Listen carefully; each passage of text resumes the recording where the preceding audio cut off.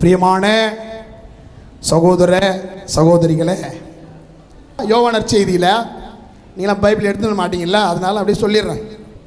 இறை வார்த்தை சொன்னாலே கொஞ்சம் கஷ்டமாக தான் இருக்குது, அப்படி தானே? அதில் ஒருத்தர் கேட்பார், ஆண்டவரே ஏசப்பா, ஆண்டவருக்கு ஏற்புடையவராய் மாறணும்னா என்ன பண்ணணும்? இது புரியுதா இந்த வார்த்தை? ஒரு சில பேருக்கு புரியாது, ஒரு சில பைபிள் படிக்கிறவங்களுக்கு மட்டும்தான் அது புரியும். ஒரு சில பேருக்கு என்னடி ஏற்புடையது அதுனா ஏற்புடையது. பிரேமானே, கடவுளுக்கு நம்ம உகந்தவர்களாக, கடவுளுடைய பிள்ளைகளாக நம்ம வாழணும், மாறணும் அப்படின்னா என்னன்னு கேட்கும்போது ஏசப்பாவே சொல்லுவார், தந்தை கடவுள் யாரை அனுப்பினாரோ அவரை நம்புன்னு சொல்வார். கரங்களை தட்டுவோமா? இந்த நம்பிக்கையை நான் இப்படியாக ஒரே ஒரு திருமுகத்தை எடுத்து அதிலிருந்து நான் இறைவார்த்தையை எடுத்திருக்கிறேன். நான் பல நேரங்களில் பல இடங்களில் அங்கே ஒரு இறைவார்த்தை, இங்கே ஒரு இறைவார்த்தை, இங்கே ஒரு இறைவார்த்தை சொன்னால் புத்தகம் எங்கே இருக்குதுன்னு பைபிளில் கண்டுபிடிக்கிறீங்க. நீங்கள் எல்லாம் தேடுறீங்க. எசாயா இறைவாக்கின புதிய ஏற்பாட்டில் தேடுறீங்க, உரோமையர் புத்தகத்தை பழைய ஏற்பாட்டில் தேடுறீங்க. அதெல்லாம் ரொம்ப கஷ்டமாகுது. நீ கஷ்டப்படுறது, நான் கஷ்டப்படுறேன். அதனால் நான் பேச போகிற அனைத்து இறைவார்த்தைகளுமே ஒரே ஒரு திருமுகத்திலே நான் எடுத்திருக்கிறேன். ஒரே ஒரு திருமுகம். அந்த ஒரு திருமுகத்தை நீங்கள் பிரித்து வச்சுட்டிங்கன்னா உங்களுக்கு கண்டுபிடிக்கிறது ஈஸியாக இருக்கும். அதான் ஃபர்ஸ்ட் பாயிண்ட். இறைவனுக்கு ஏற்புடையவர்களாய், நம்பிக்கை உடையவர்களாய் இருக்கணும். அப்படின்னா உண்மையான அன்பு வேண்டும். உண்மையான அன்பு யாருக்கிட்ட இருக்குது?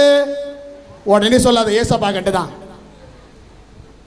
உண்மையான அன்பு எங்கிருந்து தூண்டப்படுகிறது அப்படின்னு இறைவார்த்தை சொல்லுது. இப்போ அப்பா அம்மா அப்பா உன்னை ஏன் படிக்க வைக்கிறாங்க? நாளைக்கு நீ அவங்களுக்கு கஞ்சி ஊத்துவேன்றதுக்காக தான்.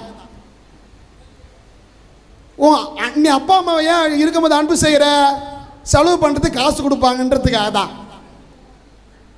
வருங்காலத்தில் ஏதாவது ஒன்று எதிர்பார்த்து நாம் செய்து கொண்டிருக்கிறோம். எல்லாருமே அப்படிதான். எல்லாருமே ஒன்று நடக்க போகிறது, அதற்காக ஏதாவது செய்வோம்.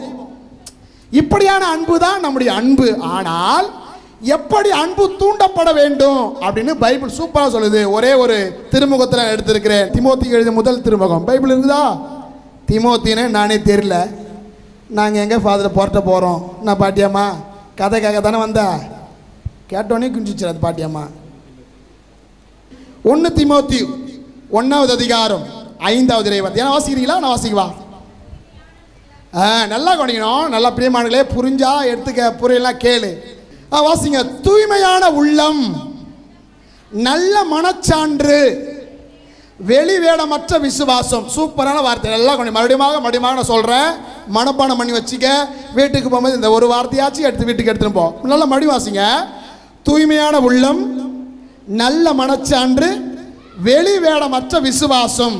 அப்படியே நிப்பாட்டல, இன்னும் கூடுதலாக சொல்கிறாங்க பாருங்க. ஆகியவற்றினின்று அன்பை தூண்டுவதே நான் கொடுத்த கட்டளையின் நோக்கம். எங்கிருந்து அன்பு தூண்டணுமா? எங்கிருந்து அன்பை தூண்ட வேண்டும்? எங்கிருந்து அன்பு பிறக்க வேண்டும்? தூய்மையான உள்ளம், நல்ல மனச்சான்று, வெளிவேடமற்ற விசுவாசம்.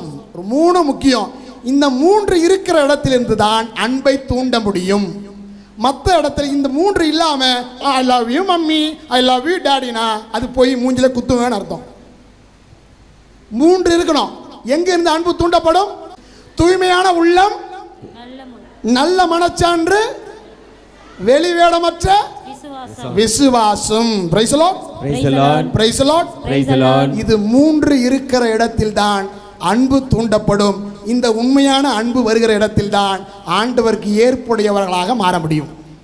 பெரியமானவர்களே, இந்த உண்மையான தூய்மையான உள்ளம், நல்ல மனச்சான்று, வெளிவேடமற்ற விசுவாசம், இங்கிருந்து அன்பு தூண்டப்பட வேண்டும் என்றால் எதை செய்யணும்? எதை செய்யணும்? நான் சொல்ல போறேன், அதை செய்யணும். தீமோத்தேயு திருமுகம் 2வது அதிகாரம் 8வது இறை வார்த்தை வாசிக்கிறீங்களா? எனவே நல்ல ஆண்களே, எல்லா ஆண்களே, கெத்து காமிக்கிற ஆண்களே, நெஞ்ச நிமிர்த்து கொண்டு நான் ஆம்பளைய பிறந்துட்டும் இல்லை சொல்றவங்களே கேளுங்க. நாம இதை தான் செய்ய மாட்டோம். மரியான் சேனை ஃபுல்லாக பொம்பளையா உக்காந்துன்னு இருக்கும். அன்பிய கூட்டம் பொம்பளையா உக்காந்து இருக்கும். 100 நாள் வேலை பொம்பளையா தான் இருக்குது. அந்த பொம்பளை எதுக்கு இருக்குது அதுக்கு தெரியாது. எல்லாத்துலையும் யார் தான் இருக்குது? பொம்பளையே ஆம்பளைங்களும் பிஸி மேன், பிஸி. அவங்கள வேலை செஞ்சுட்டு வந்து கால் மேலே கால் பண்ணி ஜாலியாக இருப்பாங்க, பிஸி. ஆண்களே, என்னையும் தான் சேர்த்து சொல்கிறேன், நம்மளை என்ன செய்யணும்னு சொல்கிறார் ஆண்டவர். அது செஞ்சால் தான் ஆண்டவருக்கு ஏற்புடையவர்களாக மாற முடியும். வாசிக்கலாமா? வாசிங்க. ஆண்கள் சினமும் சொற்பூசலும் இன்றி, நல்லா கவனிக்கணும். ஏன் சினமும் சொற்பூசலும் சொல்றாங்க தெரியுமா? ஆண்களுக்கு தேர் எடுத்தா சண்டை வரும், சத்தியமா ஆண்களால் தான் வரும். பட்டாசு விட்டா சண்டை வரும், சத்தியமா ஆண்களால் தான் வரும். தானே? பூசியில் வெளியே சவுண்டு கேட்டு இருக்கும், சத்தியமா ஆண்களால் தான் வரும். ஏன்னா பூசியில் ஃபுல்லாக பொம்பளைங்க உட்காந்து இருக்கும், அவங்களாம் தேர் டெக்கரேட் பண்ணுவாங்க. தூக்கடா இறக்கடா கத்தி கிடப்பாங்க, கூவாங்க. சொற்பூசலும், அதான் சொற்பூசலும். சினம், கோபம், உடனே கோபப்பட்ட சண்டை போகிறது ஆண்கள். அதுதான் அவர் என்ன சொல்றாருன்னா, பவுலுடைய என்ன சொல்றாருன்னா, சொற்பூசலும் சினமும். வாசிங்க, வாசிங்கம்மா. எனவே ஆண்கள் சினமும் சொற்பூசலும் இன்றி எல்லா இடத்திலும், நல்லா கவனிக்கணும், எல்லா இடத்திலும் வந்து அச்சலபாகத்தில் மட்டும் கிடையாது, திருத்தலங்கள் மட்டும் கிடையாது. இப்போ சீன் போட்டு மாலை போட்டு போவீங்களே, மாதாவை வேண்டிக்கிட்டு எதுக்குத்தான் போறக்கிட்டு தெரியாம நடந்து வரோம் நாங்க, முடிந்த பிறகு ஊத்திக்கின்னு வருவோம். எதுக்குன்னு போட்டுன்னு போறாங்களே தெரியாது, எல்லாரையும் சொல்ல. உடனே ஒரு சில முகலாம் பார்க்குது, முறைக்குது. நானும் தானே மாலை போட்டுக்கிறேன், என்ன மட்டும் சொல்றேன். Praise the lord, praise the lord, hallelujah. ஆண்களே, நாம் எல்லாம் ஒன்று செய்யணும், இது முக்கியமானது. நாம் அதை தான் செய்யறது கிடையாது. ஏனென்றால் நாம் ஆண்கள், நாம் செய்ய மாட்டோம். ஏன் தெரியுமா? நாம் எல்லாம் ஆண்கள், ஆண்கள் அதெல்லாம் தான் செய்ய மாட்டோம். Praise the lord, praise the lord. அவர் சொல்றார் பாரு, பவுல் சொல்றார் பாருங்க, வாசி மறுபடியும் சொல்றேன் பாரு. ஆண்கள் சினமும் சொற்பூசலும் இன்றி எவ்விடத்திலும் தூய உள்ளத்தோடு கைகளை உயர்த்தி இறைவேண்டல் செய்யுமாறு விரும்புகிறேன். என்ன செய்யணுமா? என்ன செய்யணுமா? ஒரு குடும்ப ஜெபம் சொன்னா பொண்டாட்டி உட்காந்து இருக்கும், பிள்ளைங்க எதுக்கு உட்காந்துங்கிறதே தெரியாது உட்காந்து இருக்கும். எங்கள் அம்மா தொல்லை தாங்க முடியல, எங்கள் அப்பா தான் எங்கள் டேடி தான் சூப்பர், நான் செல்ஃபோன் நோண்டுனா ஜாலியாக விட்டுருவார். எங்கள் அம்மா உசுரை வாங்குது, ஜெபம் பண்ணு அதை பண்ணு நம்ம பசங்க சொல்லும். அங்கே ஆண்கள் இருக்க மாட்டாங்க. ஆண்கள் கத்துறதுக்கும் கூவுறதுக்கும் அவ்வளோதான். ஜெபம் பண்ணுறீங்களா? எல்லாரையும் சொல்ல ஜெபம் பண்ணுறீங்களா? உங்கள் பொண்டாட்டியோட உட்காந்து ஒரு 2 நிமிஷம் ஜெபம் பண்ண முடியுதா? உன் பிள்ளைகளோட உட்காந்து ஒரு 2 நிமிஷம் ஜெபம் பண்ண முடியுதா? ஏன் கொஞ்ச நேரம் அன்பிய கூட்டத்துக்கு வர முடியுதா? திருவிழா கூட்டத்துக்கு மட்டும் ஊருக்கு முன்னாடி வந்து உட்காருறிய, திருவிழா கூட்டத்துக்கு முன்னாடி ஊருக்கு முன்னாடி வந்து உட்காருமே ஒரு ஏன்னா ஆண்கள், ஏன்னா அவங்க ஆண்கள். ஜபத்துக்கு ஆண்கள் கிடையாதா? பிரியமான அண்ணன்மார்களே, தந்தைமார்களே, சொற்பூசலும் சினமும் இல்லாமல் எல்லா இடத்திலுமே சொல்றார். நீ எல்லா இடத்திலும் தேவல, உன் குடும்பத்தில் போய் கரங்களை உயர்த்தி மனைவியோட பிள்ளைகளோட ஜபம் செய்யுங்கள், ஜபம் செய்யுங்கள். அப்பதான் கடவுளுக்கு ஏற்புடையவராய் நாம் மாற முடியும். நான் ஆண்களே வாடுறாரு, பொம்பளை உங்களே வர மாட்டேன், நான் வருவேன். அடுத்த பாயிண்ட், 2வது அதிகாரம் 9-10 வாசிக்கிறீங்களா? அவ்வாறே பெண்கள் பின்னர் சடைனா சடை போட்டுன்னு வரீங்களா? அதுக்கு முன்னாடி கழுவிங்களா சடை போட்டுக்கோம், ஜவுரி முடி வாங்கி பின்னிங்க, பெருசாக காமிச்சிக்கோ. இப்போ எல்லாம் அப்படி தான் பண்ணுறாங்க தெரியுமா? எல்லாருக்கும் முடியே இல்லை, எல்லாம் ஃபேஷன் ஷோ காமிச்சு பாதி முடியை காணும். ஜவுரி முடி வைக்கிறது கூட அங்கே கட்ட முடியல, முடியே இல்லை. இருக்கிற முடியை கட் பண்ணிக்கிறேன், டிசைனிங் ஃபேஷன், அது ஃபேஷனாக மாறிச்சு.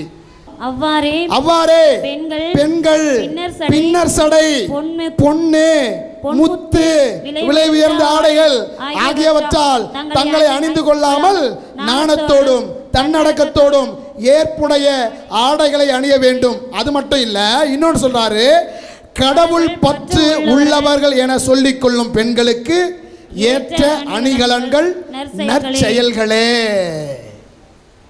என்னவா என்னவா அவங்க சிறந்த அணிகலன் என்ன? பலவன ஆபரணங்களை அணிந்து கொண்டிருக்கல, ஓகே சூப்பர், அதெல்லாம் தவறு என்று சொல்லவில்லை. ஆனால் நம்ம அதோடு நின்று விடுகிறோம். ஆனால் பெண்களுக்கு எது அணிகலன் அப்படின்னா நற்செயல்கள். 2-3 பொம்பளை ஒன்றா கூடிச்சின்னா 15 குடும்பம் நாசமாக போயிடும். பார்த்துக்கிறீங்களா? அதுக்கு ஏற்றால் போர் ஒரு 100 நாள் வேலை கொடுத்துட்டாங்க. அழகாக செய்கிறாங்க, சூப்பராக செய்கிறாங்க. அது முன்னாடிலாம் பயங்கரமாக செஞ்சுருந்தாங்கன்னு சொன்னாங்க. பாருங்கள், 100 நாள் வேலை செய்யுங்க, உட்காந்துன்னு காசு வாங்கிக்குவாங்க, அதெல்லாம் உங்களுடைய விருப்பம். ஏன் அந்த வீட்டில் அதுவாண்டி அப்படின்னு ஒரு பொம்பளை தொடங்கும், ஆமாண்டி இப்படின்னு ஒரு பொம்பளை தொடங்கும், ஆண்டி அப்படி முடிச்சிடும். அவ்வளோதான், ஒரே ஒரு வார்த்தை. அந்த வீட்டில் ஆமாண்டி ஆண்டி. பெண்களே, நல்ல செயல்கள் தான் நம்முடைய அணிகலன். இவர்கள் தான் இறைவனுக்கு ஏற்புடையவர்களாய் மாற முடியும். மறந்துடக்கூடாது. பல நேரங்களில் இந்த உலகத்திலேயே ஒரு நாளைக்கு அதிகமாக பேசுகிற, அதிகமான வார்த்தைகளை பேசுகிற ஒரு ஜீவன் ஒன்று இருக்கிறது என்றால் அது யாரு? பெண்கள். ரொம்ப முக்கியமானது. உண்மையான அன்பு பிறக்கிற இடத்துல இறைவனுக்கு உகந்தவளாய் வாழ முடியும். இந்த உண்மையான அன்பு பிறக்கிற இடம் தூய்மையான உள்ளம், நல்ல மனச்சான்று, வெளிவேடமற்ற விசுவாசம். இந்த உண்மையான அன்பு தூண்டப்பட வேண்டும் என்றால் ஆண்களும் பெண்களும் இந்த செயல்பாடுகளை செய்ய வேண்டும் என்பதை நான் சொன்னேன். Price the Lord.